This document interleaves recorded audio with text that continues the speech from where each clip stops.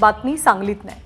सांगलीमध्ये आयोजित करण्यात आलेल्या स्नेहभोजनाच्या कार्यक्रमात विशाल पाटील उपस्थित होते आणि त्यांच्या उपस्थितीमुळे आता ठाकरे गट आक्रमक झालाय।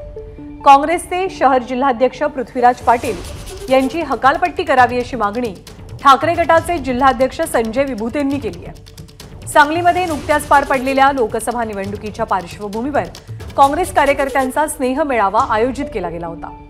या मेळाव्याला काँग्रेसमधनं बंडखोरी करत अपक्ष उमेदवार राहिलेले विशाल पाटील सुद्धा हजर होते, पण त्यांच्या हजेरीमुळे ठाकरे गट आता आक्रमक झालाय। काल घेतलेलं स्नेहभोजन हे काँग्रेसच्या जिल्हाध्यक्षांनी घेतलं, याचाच अर्थ असा की अधिकृत गद्दारी केलेल्याचा पुरावा हा त्यांनी या ठिकाणी दिलेला आहे। म्हणून आमची काँग्रेसच्या पक्षश्रेष्ठींच्याकडे मागणी आहे की पहिल्यांदा काँग्रेसचे जिल्हाध्यक्ष पृथ्वीराज पाटील यांची पक्षातून हकालपट्टी करावी।